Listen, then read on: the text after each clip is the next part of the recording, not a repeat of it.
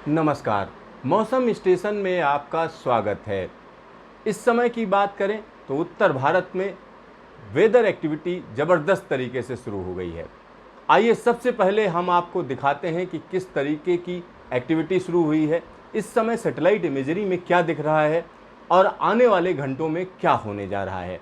लेकिन उससे पहले अपने दर्शकों से हमारी एक गुजारिश है कि हमारे चैनल को सब्सक्राइब करें, इस वीडियो को ज़्यादा से ज़्यादा शेयर करें ताकि ये इन्फॉर्मेशन उन लोगों के बीच में पहुंच सके जिनको इसकी सबसे ज़्यादा ज़रूरत है।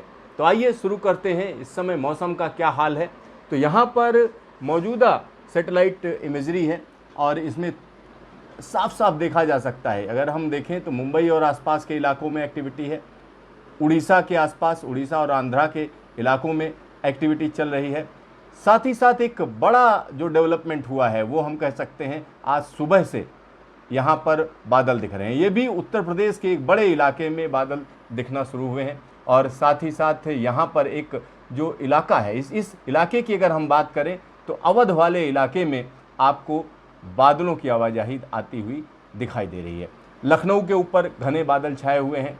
साथ ही साथ यहाँ पर अयोध्या की बात करें तो वहाँ पर भी बादलों की आवाजाही है और बहराइच की बात करें वहाँ पर भी बादलों की आवाजाही है। लखीमपुर खीरी, पीलीभीत और बरेली और आसपास के इलाकों की बात करें तो वहाँ पर भी बादलों की आवाजाही है। साथ ही साथ अगर हम पिथौरागढ़ के इलाके की बात करें, खास तौर पर उत्तराखंड का जो इलाका है वहाँ पर भी कुमाऊँ वाले इलाके में भी बादलों की आवाजाही शुरू हो गई है।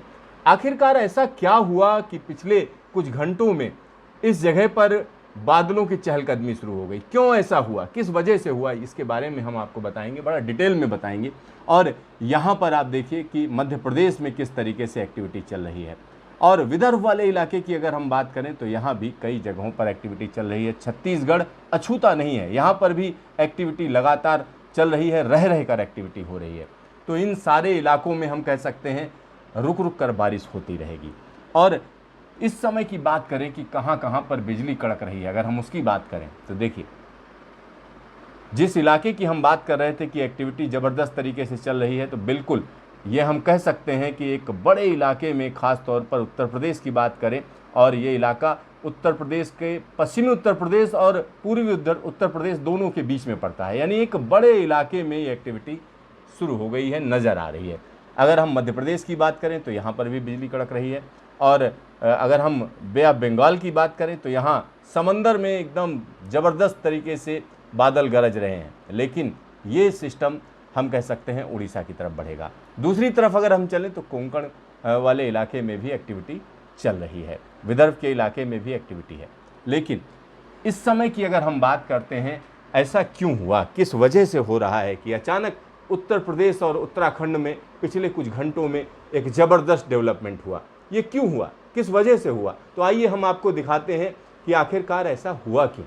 चलिए हम आपको यहाँ पर जो सरफेस विंड है उनको दिखाएंगे कि किस तरीके से, ये देखिए ये मानसून की हवाएं हैं जो मुंबई पहुँच रही हैं। साथ ही साथ ये हवाएं हम कह सकते हैं अरब सागर से यहाँ पर पाकिस्तान में दाखिल हो रही हैं, साथ ही साथ कच्छ में दाखिल हो रही हैं और गुजरात के रीजन में, सौराष्ट्र में दाखिल हो रही हैं। लेकिन यहाँ पर जो हवाएं दाखिल हो रही हैं वो ऊपर जा रही हैं और फिर नीचे मुड़कर हम कह सकते हैं एक बड़े इलाके में पछुआ हवाएं दे रही हैं। यहाँ पर आप देख सकते हैं कि ये जो इलाका है, अगर हम इसकी बात करें, ये यहाँ मुड़ रहा है। साथ ही साथ दूसरी तरफ अगर आप नज़र डालें तो यहाँ से जो हवाएं जा रही हैं ये क्या कर रही हैं, बंगाल की खाड़ी में जा रही हैं और फिर मुड़ रही हैं। ये देखिए मुड़ती हुई कहाँ पहुँच रही हैं, हिमालय की तलहटी में पहुँच रही हैं। यानी हिमालय से ऊपर तो मानसून की हवाएं जाती नहीं हैं, लेकिन यहाँ पर क्या है, मानसून की हवाएं टकराती हिमालय से और तराई वाले इलाके में होती हुई, ये देखिए जिस इलाके में ये एक्टिविटी चल रही वहाँ पर हम कह सकते हैं दो हवाओं में टक्कर हो रही है। एक हवा जो अरब सागर से होती हुई आई है और यहाँ पर जिसकी डायरेक्शन हम कह सकते हैं नॉर्थ वेस्टर्ली है, और दूसरी तरफ से पूर्वैया हवा, इन दोनों के बीच में टकराव हो रहा है। और यहाँ पर देखिए एक साइक्लोनिक सर्कुलेशन बन गया है, ये देखिए एक घुमावदार क्षेत्र बन गया है जिसकी वजह से इस इलाके में, खास तौर पर उत्तर प्रदेश और उत्तराखंड के इस इलाके में एक्टिविटी शुरू हो गई, बादल बन गए। दरअसल होता यह है कि जो पश्चिम से हवाएं आती हैं वो एक लंबा इलाका तय करके आती हैं जहां पर गर्मी बहुत ज़्यादा है। क्योंकि यहाँ पर आप नज़र डालिए तो ये थार रेगिस्तान है, थार रेगिस्तान के ऊपर से होते हुए आ रही हैं। थार रेगिस्तान की गर्मी उन हवाओं को ऊपर उठा देती है और यहाँ पर क्या है कि आगे जाकर वो हिमालय के प्रभाव से मुड़ रही हैं, लेकिन इनमें क्या है, गर्मी आ चुकी है और उधर से जो हवाएं आई हैं ये ठंडी हवाएं हैं। तो इन दोनों का जो टकराव हो रहा है, ये देखिए घुमावदार टकराव, ये सर्कुलिन, ये हम कह सकते हैं साइक्लोनिक सर्कुलेशन है। अगर आम आदमी की भाषा में कहें तो हवाएं घूम रही हैं, ये देखिए हवाएं घूम रही हैं और यहाँ से जो पूर्वइया हवाएं आ रही हैं वो कहीं ना कहीं ऊपर उठ रही हैं। ऊपर उठने का मतलब है कि जब टकराव होता है गर्म और ठंडी हवा में, गर्म हवा हल्की होती है और ठंडी हवा या हम कह सकते हैं जिसमें नमी होती है उसमें वजन होता है, तो वो हम कह सकते हैं सरफेस के ज़्यादा पास चलती हैं। जो गर्म हवा है थोड़ा सरफेस से ऊपर चलती है। तो इन दोनों के बीच में जब टकराव होते हैं, दो फ्रंट टकराते हैं, तो क्या होगा, वहीं पर एक्टिविटी होगी। क्योंकि जो ठंडी हवा है या नम हवा है वो भी ऊपर उठेगी, ऊपर उठेगी तो बादल बन जाएंगे। क्योंकि जब ऊपर उठते हैं तो हर 165 मीटर की ऊंचाई पर तापमान में 1 डिग्री सेल्सियस की गिरावट आती है। तो जब उसको ऊपर उठाया जाएगा तो इसका मतलब ये हुआ कि तापमान में गिरावट आई। तापमान में गिरावट का मतलब है कंडेंसेशन शुरू हो जाएगा, यानी बादल बन जाएंगे। तो यहाँ पर बादल बन रहे हैं और ये एक्टिविटी बड़े आसानी से देखी जा सकती है। पिछले कुछ घंटों में किस तरीके से बादल बने, अगर हम उसकी बात करें तो यहाँ निश्चित तौर पर हम देख सकते हैं कि किस तरीके से यहाँ पर एक्टिविटी शुरू हो गई। जिस जगह पर आपस में टकराव है वहीं पर बिजली कड़क रही है। सबसे ज़्यादा जो है बिजली इसीलिए कड़क रही है क्योंकि दोनों हवाएं आपस में टकरा रही हैं और हम कह सकते हैं घर्षण हो रहा है। घर्षण होने की वजह से वहाँ पर स्टैटिक करंट पैदा हो रही है और बिजली कड़क रही है। लिहाजा इस इलाके के लोगों को सावधान रहना चाहिए क्योंकि ये प्री मानसून एक्टिविटी बताई जा रही है, लेकिन इसमें खतरा ये है कि स्टैटिक करंट बहुत ज़्यादा होने की वजह से बिजली गिरने का खतरा बढ़ जाता है। तो तमाम लोग जो इस समय खेती के काम में लगे हुए हैं उनको ध्यान रखना पड़ेगा। उनको ऐसा नहीं है पेड़ के नीचे खड़े हो जाएं, ओपन में खड़े हो जाएं, नहीं, आपको अपने घर में सुरक्षित रहना है। दूसरी बात है, नदी के किनारे मत जाइए क्योंकि बिजली गिरने का खतरा वहाँ पर ज़्यादा रहता है। तालाब के किनारे मत जाइए क्योंकि वहाँ पर बिजली गिरने का खतरा ज़्यादा रहेगा। तो अगले कुछ घंटे इस इलाके के लिए महत्वपूर्ण है। आइए हम आपको दिखाते हैं कि क्या कहा है आज मौसम विभाग ने, क्या भविष्यवाणी की है, क्या होने जा रहा है। अगर हम उसकी बात करें तो यहाँ पर मौसम विभाग ने आज के लिए जो बोला है, यानी अगले 24 घंटे में उड़ीसा में हम कह सकते हैं जोरदार बारिश की संभावना मौसम विभाग ने जताई है। झारखंड में गड़गड़ाहट के साथ जो है कई इलाकों में बारिश होने की संभावना है। छत्तीसगढ़ में कहें तो वहाँ पर भी बारिश होने की संभावना बताई जा रही है। ईस्ट मध्य प्रदेश की बात करें तो कई इलाकों में यहाँ पर बादलों की धमाचौकड़ी के बीच में बारिश होने की संभावना है। अगर हम पश्चिमी मध्य प्रदेश की बात करें तो यहाँ बहुत ज़्यादा बारिश की संभावना नहीं है, लेकिन बिजली की गड़गड़ाहट के साथ बादलों की आवाजाही बनी रहेगी। अब हम आ जाते हैं पश्चिमी उत्तर प्रदेश में। तो पश्चिमी उत्तर प्रदेश में इस समय एक्टिविटी चल रही है और यहाँ पर तेज़ हवाओं के साथ कई इलाकों में झक्कड़ आ सकता है। साथ ही साथ पूर्वी उत्तर प्रदेश की बात करें तो यहाँ पर भी एक्टिविटी शुरू हो चुकी है और यहाँ तेज़ हवाओं के बीच कई इलाकों में रिमझिम फुहारों की संभावना है।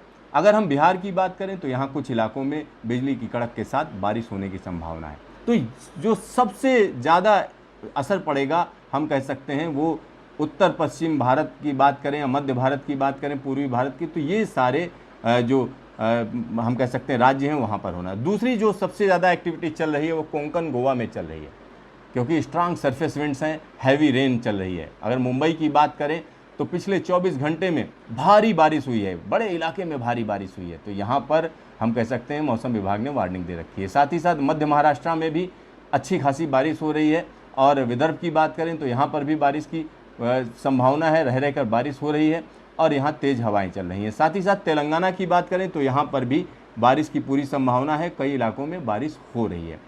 अब जब मानसून अपना इलाका बदलता है, ख़ास तौर पर जब उत्तर भारत में या उत्तर पश्चिम भारत में एक्टिविटी शुरू होती है तब पूर्वोत्तर भारत में एक्टिविटी कम हो जाती है। तो अगले 24 घंटे में हम कह सकते हैं पूर्वोत्तर भारत के तमाम इलाकों में जो मानसून की बारिश है वो कम हो जाएगी, घट जाएगी। लेकिन चेतावनी किन इलाकों के लिए है? चेतावनी जो मौसम विभाग ने दी है, मौसम विभाग का कहना है कम दबाव का क्षेत्र बंगाल की खाड़ी में बन रहा है जिसकी वजह से एक बड़े इलाके में यानी पूर्वी भारत के एक बड़े इलाके में भारी बारिश की आशंका है और उसके लिए बाकायदा चेतावनी जारी की गई है। चलिए हम 11 तारीख की बात कर लेते हैं, यानी उसके बाद क्या होने जा रहा है।